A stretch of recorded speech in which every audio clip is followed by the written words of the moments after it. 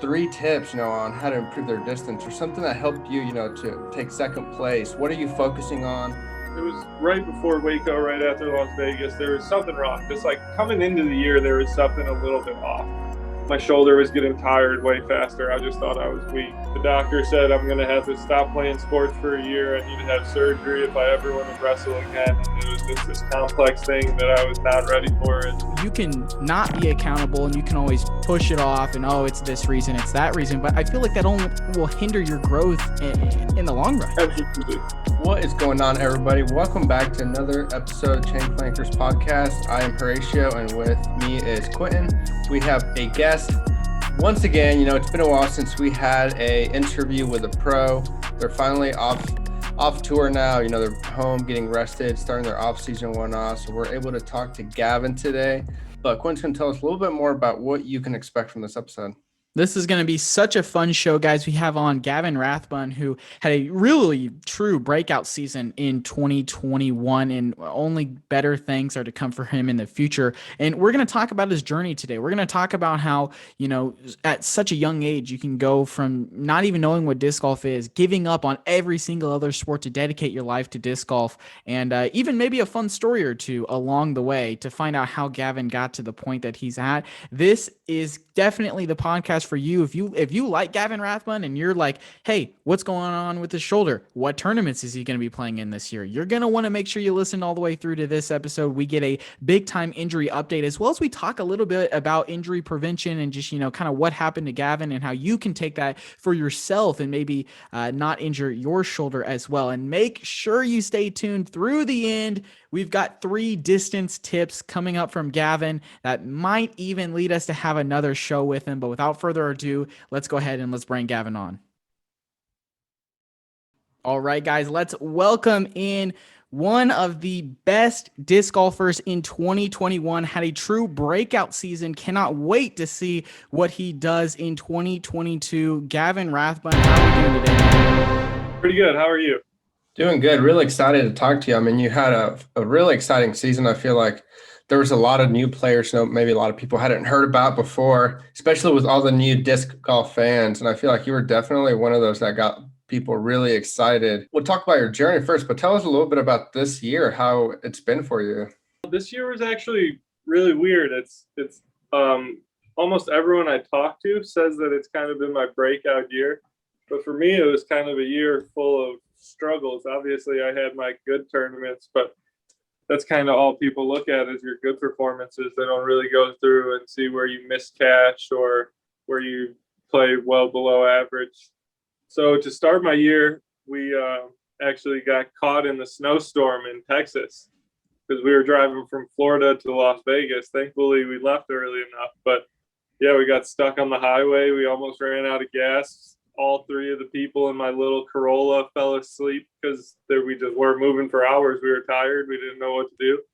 And eventually we got off on the side of the road and made it to the exit somehow. And so that was just a weird start to my year. And then I popped a tire in Las Vegas, almost got hit going down the wrong way in a one-way because my buddy left some discs on top of the car. And the traffic there is just so confusing. And then went and played the first tournament of the year, missed cash for the first time since, maybe May of 2019. My whole first year on tour, I didn't miss a single cash at an event.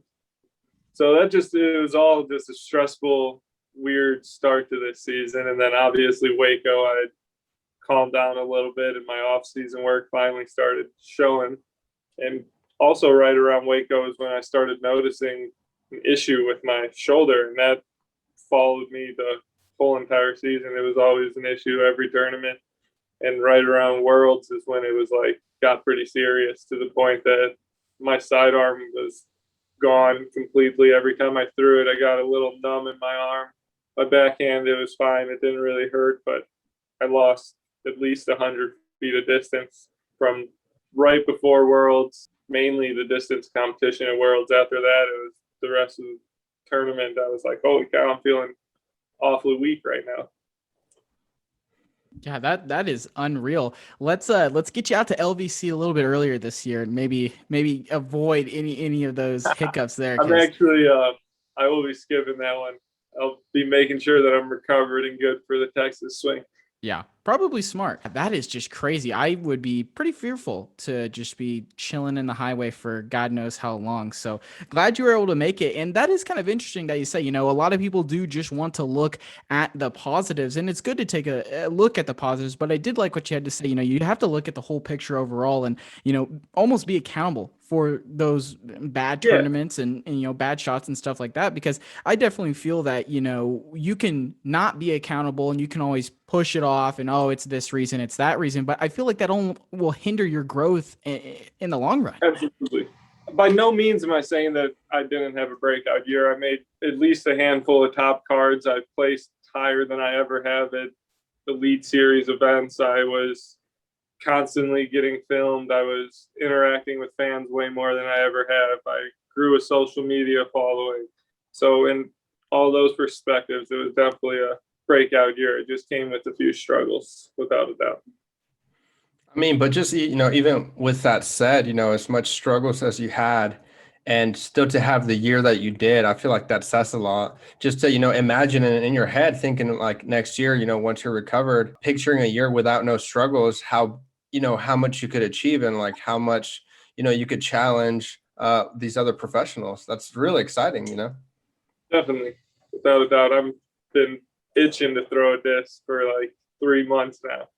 So I'm sure by then it's going to be so packed up. But disc golf, I feel like over these last 2 years, every time I really enjoyed myself at the actual event, not even, I always enjoyed before the tournaments, but whenever I just have fun and focus on having fun and staying in that mindset, I've noticed I do significantly better than when I start thinking about things too much.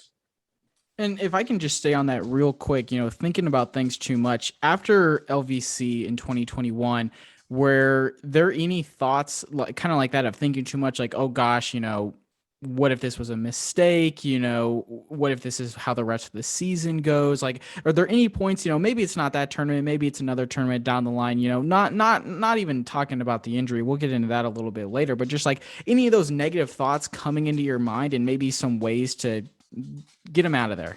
Definitely. But at the same time, after LVC, it was like I realized what I did wrong, and there was no way I was ever going to make that mistake again, I guess. That it really led me to a season of, it changed how my season was. So it was like a blessing in disguise. Yeah. That's kind of like starting off that tournament and getting that bogey out of the way. I feel like that's kind of what your LVC was for your season for sure. Exactly. Definitely picked it up after that. But we'll jump back into some of this stuff later, but let's get into the meat and bones. Take us all the way back to where your story started when you first picked up a disc. Tell us from the beginning. So I think it was 2012. I was walking or riding my bike to school every day, and my buddy Ian Burchett lived right on the river. So we'd have to walk over the walking bridge right down the street from his house, up a path, and then our junior high was like a mile after the path. And that path that we went up the hill across the river was Eagle Ridge Disc Golf Course. So we would see baskets. It was before 2012 when I saw like the disc golf baskets for the first time. At first, I had no idea what they were because we could only see maybe one or two of them as we were walking. But it was always too early to see people out there throwing. And even when we went through there in the middle of the day, it wasn't that popular of a thing back then, especially. So if we saw like one person once a week, it was like, what the heck are they doing out here? Like, that's kind of weird. He started playing disc golf with one of our mutual friends in 2012, and that was the first time I ever played. I was strictly sidearm. I could throw it like 100 feet, super wobbly. Didn't really care for it. Played maybe like once a month. And it was, I think, later in 2012. I grew up playing sports my whole life. I started wrestling when I was like 3 or 4 years old. I played football. I played baseball from the time I was 5 until 2012. And then first day of open gyms and wrestling, maybe it was 2013. So I'd already been playing a little bit more. I hurt my left shoulder, dislocated it, hurt some. I might have torn my labrum in that shoulder, and it's still bothering me to this day. It's one of the reasons that caused the injury with my right shoulder. But that is what made me, the doctor said, I'm going to have to stop playing sports for a year. I need to have surgery if I ever want to wrestle again. And it was just this complex thing that I was not ready for as a kid, going to school every day and just finding out what disc golf was, actually starting to gain an interest in it. So I said no to the surgery. I was like, I'm going to give this disc golf thing a shot. I just found out about the PDGA. I found out about tournaments. There's a couple local guys. Fox Valley Metro Disc Golf Club helped significantly. They bought me and my buddy Ian our first PDGA memberships. We're one number apart. That was in 2012, and I'm 60436. So a little bit ago now. And from there, it's kind of history. I fell in love with the competition of it. I pretty much stopped playing my other sports. My mom hated it. She's a huge supporter. She's pretty much my manager now. But she hated the fact, she's like, I paid all this money for you to go and play these travel sports for 12 years, and now you're just all of a sudden done to go and play disc golf. And you guys know how, well, especially then, I'm not sure how long you guys have been playing, but disc golf had a lot of stereotypes about it. So my mom, me being 13 or 14 years old, she wasn't the happiest about it. And I have a funny story if you guys want to hear it about a couple of the locals that bought me my first PDGA membership. Oh yeah, let's hear it. So Blaine Shep, Randy Moore Sr., and I think it was Mike Krapika maybe. They all helped and bought me and my buddy Ian our first memberships. And they asked me to bring my mom to the course to talk to him about going to a tournament with them, which is Bowling Green Amateur Championship. You guys have heard of that in Kentucky? I think so, yeah. It's like a few hundred people go and play. It's was one of the biggest amateur tournaments, at least then. And so I brought my mom out to the course to talk, and they were older gentlemen at the time. Senior has a big white, almost looks like a wig, fluffy curly hair, and Blaine's an older gentleman and pushes around a baby stroller at the course full of his discs. And so my mom came up to hole one with me, and I'm all excited and whatnot, telling her about, disc golf tournament, this and that. And what she took out of the whole conversation was that these two older gentlemen were trying to take me in their van down to Bowling Green, Kentucky. And that's all she got out of it. She said, absolutely not. Like, you guys have to be kidding me. This is a crazy request. Like, no way. No way. And she just hated the idea. Now it's just crazy because she loves it. She plays more than I do. She's obsessed. I'm guessing you didn't go? I did not go, no. Yeah. I didn't go to Bowling Green for the first time until 2015, maybe? And that was in 2013. Yeah, I was going to say, at first I wasn't following you. I was like, yeah, what are you talking about? It's just, two guys who see another guy who's pretty good at disc golf, and you try to, get him to go to a tournament. And then I said, oh God. Yeah, I understand. I can see the concern. My mom definitely took that one the wrong way. Yeah, it's a funny story when she tells it. That is so cool. Thanks for sharing that. Yeah, that was really cool. So then I guess that obviously didn't work out for you. So what was the first tournament you got into? Was it more local? I know you said a couple years later you went down there to Kentucky, but kind of take me through that. How do you go from casual to, I'm weekend warrior playing every tournament I can? So at first it was all for fun, I mean, up until 2 years ago, I played for fun, really. Even at professional tournaments where I was earning money. It's been a game, a fun sport for me to do on the side, and just been a great time. So I got obsessed. I'm obsessed with competition. Doesn't matter what the competition is for. It could be anything. It doesn't matter. And I played I think my first tournament was the Oswego Open, the course that I was telling you I walked through, and that's how we kind of figured out what disc golf was. It's an Illinois Open Series. I played in Rec, I want to say, as my first tournament. Got splattered, almost dead last, I think. Not great. And then a few weeks later, I played the Illinois State Championships in novice. And as a novice player, I could probably legitimately throw the disc 425, 475 feet just flat. And so I birdied two of the hardest holes at Highland Park in Joliet. in novice, I think I ended up winning by 7 or 8 strokes or something, and everyone was yelling bagger, bagger, bagger when we went in, and it was a great time. But that's how I got introduced to the, you guys probably don't know, but the Joliet community, Lockport community here in Illinois is amazing. One of the biggest in the country. I'm almost positive about it. They kind of took me under their wing and have been awesome ever since. Hey everyone, let's take a minute to thank today's sponsor, Discdot. Discdot is the first of its kind training aid for your disc golf putting routine. The Discdot is brightly colored focal point that clips onto a single chain link to help you consistently and effectively aim small and create lasting muscle memory that translates to fewer missed putts. With many highly visible colors to choose from, the Discdot reduces eye strain while providing improved focus and instant feedback, allowing your practice routine to be more effective, fun, and rewarding. Discdot will raise your confidence on the green and help you make those big putts. Discdot is made in the USA, family owned and operated, and in their first year of business has sold over 25,000 units worldwide. They sponsor both amateur and professional touring players like Kristen Tatar, Garrett Gerthy, our guest on today's show, Gavin Rathbun, Jessica Wiesk, and so many more. You can find the Discdot and other very useful putting tools on their website, www.discdotusa.com. And if you use the code Chain Clankers at checkout, you can save yourself 10% in strokes on the putting green. Again, guys, that is www.discdotusa.com. We have a link in the description, and for our episode we did with them, use promo code Chain Clankers, save 10%. Stop missing putts. Let's go make some more putts. Go check out Disc.USA. So, I'm glad you said that your first tournament you played rec and came in dead last or whatever.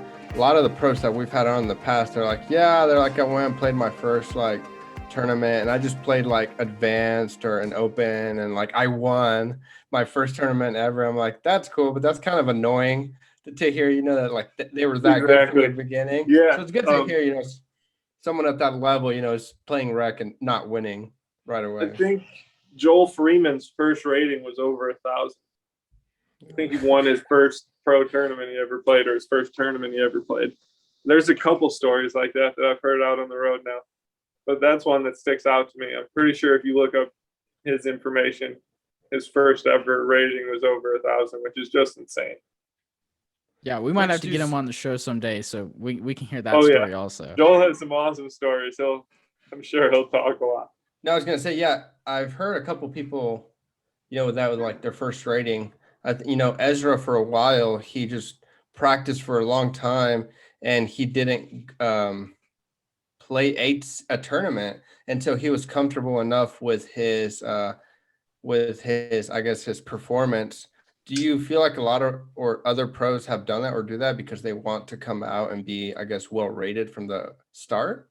I guess it depends how you get into disc golf and how you find out about it. I'm sure they don't purposely not sign up for the PDGA and not play tournaments until they get good. That just seems, I don't know, seems weird. If that's what Ezra did, then he's weird. Yeah, no, that's what I'm doing. That's why I haven't gotten a PDGA. What? We're the baggers. Stop it. We go out there and we play rec league and just do poor enough so we could stay in there as long as we want. Fair enough. Oh goodness, I'm telling you guys will get better if you go out to the tournaments and you gain that experience. You got to start somewhere. You can't just expect to start up here. You're better off building to it, getting that experience. You can't just go in as 1,000 rated player, because even if you're 1,000 rated player, you don't know how to win a tournament. You're going to get very nervous. You're gonna feel it. It's gonna be hard for sure. Yeah, my best tip for you guys: get that experience. Listen to that. No, we played tournaments. We didn't play as many this year. Both of us were just pretty busy, but we've done tournaments. But neither of us have gotten our PDGA number yet. I think I'm close. I think I might do it before. I guess you don't necessarily have to get your PDGA number. It's not that important. But next year it is. You can't even play a B tier without your membership. Yeah, that's crazy. Yeah, that is it's pretty weird. I'm not sure if I'm in agreement with that. That's almost like slowing down the sport for some people, not as much growing it. Yeah, because I know a ton of people, local players and stuff, who play all the time, and they don't have PDGA numbers, and they do tournaments as well. and they're already paying, the PDGA extra fee from not having a membership. So it's not like the PDGA is really losing out if those guys are playing more than 4 or 5 tournaments or whatever it is to make it worth it to have your PDGA. Yeah, I don't know. It's just not a concept that makes. I guess they want to have the bigger membership. I don't know. Yeah, there's a whole lot with the PDGA that I think give it a couple more years, maybe let some newer minds come in, and I think some of the problems are going to go away. But definitely, yeah, I agree with you, man. I definitely think that more time, things will get better. I think you'll see more value, because I know something that we've talked about in the past is what is the real value of getting a membership? Sure, you have to have a membership for most sponsors, they want you to have a membership, and, sure, you can get a round rating, but also if you think about it, round ratings are kind of broken in a sense, and there's always inflation every single year with them. And there's just so much that it's like, what does the money go to? What is the value here? So I think that gets mapped out a little bit better over the next couple of years. Makes it a little bit more worth it. And I think you'll see more people wanting to actively sign up for the PDGA. Absolutely. I agree with that. I think talking about ratings, I think more or less you say the system's broken, but it just depends. If you're like a local player, you get a track for everyone, actually. You just get to track what you do. It's more for personal use than for anyone else, because it doesn't matter what your rating is. If you play better than everyone else that day, then you're going to win. Yeah. Okay. So let's see. So you didn't go down to the tournament with the older guys, and then you did your first tournament. So you started when you were about 13, you said? No, I was 2013 is when I started playing tournaments. So I was 15 years old. 15. And then so you played your first, and then you won that. So you got called a bagger. And then you went and did another novice tournament the next time? Nope. I won. I was not about to winning the tournaments and not moving up. Well, I guess I did if I was already signed up, or if my rating allowed. Okay, I was completely talking smack about that last comment. I definitely played whatever my rating was. I got stuck under 900 for a while, so I definitely played rec for at least like 6 or 7 months. It was pretty quick. Once I got to like 899, I think my jump was all the way to 944 or something. I might have been in an intermediate for one update. Me and my buddy, actually, our first Worlds. Holy cow! It might have been 2014. Actually, we were both rated 944 going into it, so we felt cool that we were like going to go and be doubles partners. We had the same rating. Our PDGA numbers were 1 apart. That was a fun experience. That first Worlds is what really attracted me to disc golf. Just how that many kids and that many players can come together at one event. Like, I never really saw anything like that. I was used to playing less than 100 people, local tournaments, like not even close to 100 people. Is that kind of the switch for you that made you decide that, hey, I want to do disc golf full time? Or what was that switch that kind of made you decide this is going to be my career? I can't say I ever really wanted to do. I guess it was in the back of my head that it would be awesome to do disc golf full time, but it was just so much fun for me. Like, that was a weekend where I enjoyed getting good, so I played during the week, but it's just addicting for me. So I started touring and traveling at the beginning of 2019. And I would say it wasn't like a reality thing, like this is what I actually am going to do. And I got my mind set out on doing this until a few months before it was like a real thing. I tried in 2017. I did the Texas tour, Nico Locastro, Cameron Messerschmidt, Connor Hannaran. My buddy Scoot was Nico's cameraman then, so it was super weird because he lives in Oswego with me, and like he was one of my friends that I grew up with, and then all of a sudden he's traveling with Nico, and then I'm traveling with him, and we're just all staying at the same. So that was really cool, and that gave me a lot of like what to expect if I ever were to try to travel. But I hated it. It was so stressful. I lost all my money pretty much. I didn't cash at a single tournament. It was just so expensive. I was focusing on having fun. I was trying to live my life. Man, that was tough. I went right back to Arizona where I was living. It was like, yeah, I'm not going to do that again for a while. And then, so you stayed home for how long before you went out again? 2 years. 2 years I played local tournaments. So in 2016, I won amateur nationals at the Toboggan course in Milford, Michigan. And that was kind of like my step out of amateur. I was going to stay in amateur until I won a major. I wanted to win the biggest form of amateur tournament. So I would have been one of those guys that everyone was yelling at for being 1,000 rated and still playing amateur if I didn't win in 2016. Yeah, that was my jump from amateur to pro. And then it was just local tournaments. Played Ledgestone in 2016 as a pro. That was awesome. That was insane. That one really showed me what it takes to be a traveling disc golfer, and it made me really not want to do it a little bit more because it would just be hard, without sponsors and everything. I was so young. Yeah, absolutely. And then, here we are now. Someone who went from not wanting to be on the road, being a full-time disc golfer, to somebody who is about to I think it goes back to what Horatio said in the beginning, man. You just think about not having the injury, being able to go full force 100%, what the rest of 2021 could have been, but now it's hey, what can 2022 and beyond be? And I think That's just so exciting because, a lot of people I think are scared of the unknown, what's going to happen next, but I think the potential is just untapped. You're obviously still a really young guy, tons of talent. You got the distance that it takes to compete at the elite level nowadays in disc golf. So yeah, man, I think the sky's the limit, but I think I want to get into the injury a little bit. I want to have a little bit of a discussion before we get you out of here on the injury. I know you hinted at it a little bit. Can you kind of take us through what the injury is? How did it happen and where you're at right now? Yeah, absolutely. So I want to start off by saying it's been one of the most stressful situations in my life, honestly, but it's a blessing in disguise. I'm skinny. I don't weigh a lot. I'm not very strong.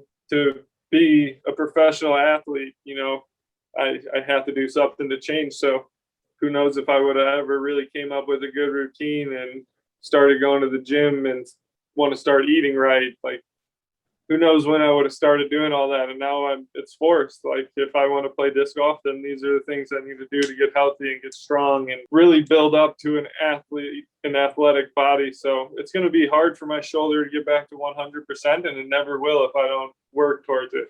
But it can be way beyond 100% of what it was before if I just get stronger. If everything's strong in there, then it'll be much better than before. So that's what I want to start off with the injury. But the actual specific injury itself, I tore my labrum. So the labrum, you have to imagine, is like a circle. It's a circular muscle that is holding your arm and shoulder together. It's like the muscle that goes around the socket. The bicep tendon's right there.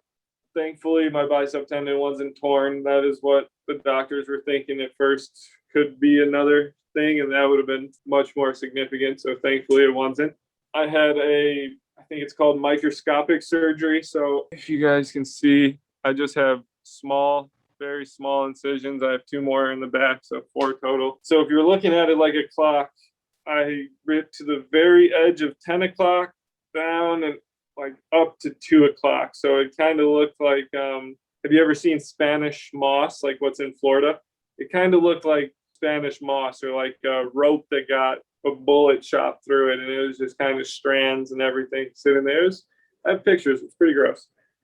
But I also have pictures of the aftermath of the surgery. My doctor is amazing. My mom found an amazing doctor for me. He worked with me. We got everything done. My physical therapists are awesome at Achieve Orthopedic Sports. They have one of the best teams in Illinois. Gina is awesome. Jim is amazing. We set goals. They work with Gina works with mainly gymnasts, and I believe she travels with the Olympic team every 4 years to be their physical therapist for the female gymnasts. So gymnastics is no joke. If you guys know, like, you really have to, every single muscle in your body is getting worked at some point. And so that's been cool. The doctor did a great job. The swelling, there was no bleeding afterwards. The swelling started going down the next day. I started going to physical therapy the next day, trying to take it as seriously and as positively as I can, I guess. And so that's going pretty good, and you're looking to be back for next season? Yep. Waco will be my first tournament. And so I guess take me through your PT routine. Like, what are you kind of doing to get strength back into that shoulder right now? So right now we actually are not focusing on strengthening. It's all about shoulder movement. So the things that I can do by myself currently are like where you squeeze your shoulder blades back, rolling them out, and then pendulum. So this is my at-home exercises. I just do it 3 times a day, 4 times a day. It's just all about getting my shoulder loose. So right after my surgery, the reason I went to PT the next day is my elbow was locked completely. I couldn't move it, and that's common after this surgery. And so it was just strictly them using my hand and bending it all by themselves. And that's still when I go to physical therapy now, it's not only about strengthening the rest of my body when I go there, and at home, I obviously have to do exercises for other parts of my body. But a lot of what's based when I go there is moving my shoulder and really getting, it reset with the cartilage. It's regrowing. And in the next couple of weeks, there should be way more improvement. Today is actually exactly 3 weeks since it happened, since I got surgery. So after 4 to 5 weeks, I'll have this terrible, terrible brace off, and I'll start being able to sleep flat. Right now, I need to sleep in a recliner, which has just been, man, I've slept in some tough places on tour. Not very comfortable. And I don't think any of them compare to just straight up sleeping on a recliner, sitting up and down. That's tough. Yeah, that would not be, good at all. I was going to say, so the injury, was this something that was, long time coming, or, just kind of habits or something back from wrestling and it just kind of caught up to you? Or was it something from disc golf or one specific event? I'll take it back first. So to start the year, it was right before Waco, right after Las Vegas. There was something wrong. Just like coming into the year, there was something a little bit off. My shoulder was getting tired way faster. I just thought I was weak. My putt, I had a hard time following my arm like way up and through how I normally do. And I was stopping short and my putts are kind of just going everywhere. And once again, I just thought that it was a mental thing. It still could have been. Who knows? So I kept playing. I'd get super tired come the third round, all at the beginning of the year. The 4-round tournaments, I just felt like a disaster. The fourth round, couldn't make a putt from outside 25 feet. I couldn't sidearm at all. Going back to Worlds, that's when it was like everything went drastically downhill after Worlds. I shouldn't have participated at Worlds. I don't think I made a mistake continuing playing, and then playing at the match play championships was a huge mistake. I just made it so much worse for no reason. It was the first match play championships. I didn't want to miss it. I felt like I truly earned my spot to be there, and I didn't want them to take that away from me, I guess. It's been weird all year for sure.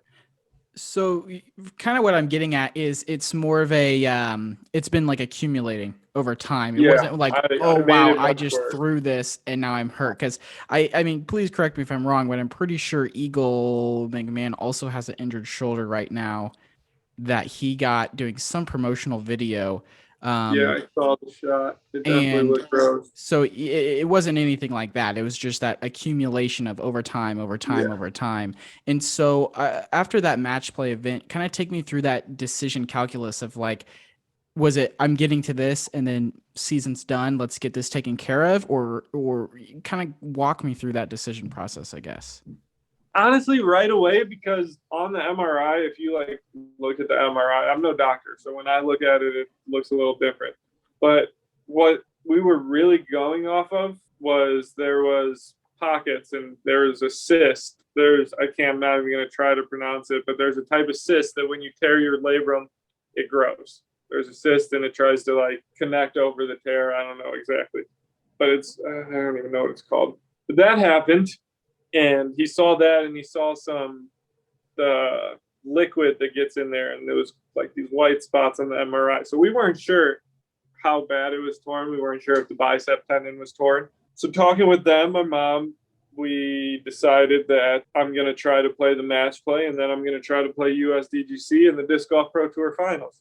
And I stopped playing after Ledgestone, completely stopped playing. I just did not want to risk it. I wanted to make sure I was good for those tournaments. So I did a lot of strengthening.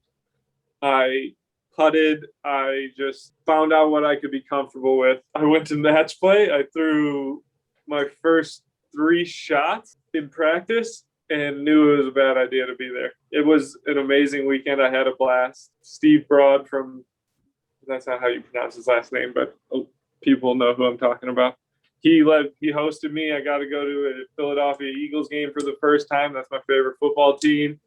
So it was a blast. I don't regret going. I do regret playing though. I mean, even with that, you still came in 9th place. So yeah, that was a blast. I had so much fun. The match play setup was awesome. Nico was a blast to play with. He thought I was kidding. I could only throw a shot like 425 to 450 feet, and he legitimately thought I was kidding at the beginning of the round. I think I didn't tell him like the extent of my injury because, even though he's my good friend, I'm not going to go in and be like, "Hey, bud, I have a torn labrum. Like, take it easy on me today." I want him to play his best. So everyone kind of knew that I had a shoulder injury. I wasn't playing any tournaments, and that's how that one went. Just real quick, we're on the topic. You said you were telling him you could only throw about 400. Some people would love to be able to throw, 400. So just for our listeners, you took 2nd place at the long drive contest, lost to Garrett Gerthy not by much. So you're throwing, 660s, I believe what it is, or 680. Close. Yeah, I think somewhere around there. 660 to 680. 680 both times. Yeah. So, real quick to somebody, you're like you said, you're not a huge guy. Some of these guys on tour, they're big guys, tall, lanky or whatever. You're just I'm fairly tall. It's like right at 6'3". I got long arms. I just got seriously? Yeah. Oh yeah. Holy crap. I would not, I would have said you were like 5'8" or something. You don't seem that tall. Gavin is he's like the size of me, but imagine somebody who's athletic. That's kind of what Gavin is. That's so weird. I did not, think you were that tall. Well, anyway, I guess you still, for a tall guy, you bomb, Eagle's about that height, like some of the other guys. Yeah. Definitely the taller guys. Taller than me. The taller guys can definitely have an advantage, arm reach or something. But, real quick, if you were going to give someone, just 3 tips, on how to improve their distance or something that helped you, to take 2nd place, what are you focusing on? What are you doing? Obviously, distance isn't the most important, but it matters to a lot of people. So, just a real quick, what would you tell somebody? So I got a couple tips. One is timing. You need your hips, elbow, shoulder. You need your weight all going in the same direction as where you're trying to aim. So hips are a huge thing. That's where we get all of our power from, our legs and our hips and our throw. Obviously, arm speed matters, but what I feel like dragging my shot is my lower body and my hip region. So strengthen those hips. Timing is huge. Making sure that your hips and your arm and your chest and everything is coming through your shot at the same time. If you're lagging behind or you're following through too early, you're now maximizing your distance. It's not the strongest you can throw. And angle's huge. You don't have to be the fastest thrower to be one of the furthest throwers. Yeah, those are some very good. I think that's about what I got. And I think that maybe in the future we might have to have you on again, and let's unpack some of these distance tips. And let's be like, oh yeah, my shoulder's hurting, I'm still throwing 400, 425. That would be so much fun. Normally we do go into the ace round, but Gavin, I know you got to get going. I know you got to get back into PT. We do appreciate your time coming on. So we're going to skip the ace round today, and maybe we'll be able to get you back on for another show. We'll talk some distance tips and, see how the shoulder's coming and talk to you again here in a little bit. But nonetheless, thank you so much for coming on today's podcast. We really appreciate it. And where can the people connect with you on social media and continue to follow your journey? So the main way would be Instagram. It's at Gavin T. Rathbun. Facebook, my friends list is maxed out. I'm sorry, but I did just create an athletic page for all the non-Instagram users. And also check out my website and my business, gavinrathbun.com. Your friends list is maxed out? What does that even mean? You can only have 5,000 friends on Facebook. I did not know that. Yeah. I don't Yeah. have friends, so that's not an issue for me. But It's all right. I probably don't know like at least 3,500 to 3,800 of them. That's crazy. I did not know that. That's cool. Yeah, that is really Yep. interesting. That's why Instagram's better. You can have as many Yeah. as you want on there. You can connect with as many people as you want. True. Awesome. Well, Gavin, thank you Yep. so much for coming on the show, man. Best of luck to you. Get healthy, get back out Thank there. And you. we can't wait to see you on some more lead cards. Yep.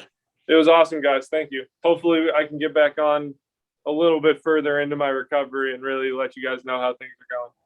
Yeah, we'd love it, man. Best of luck to you this next season. Hopefully we talk to you sometime next year.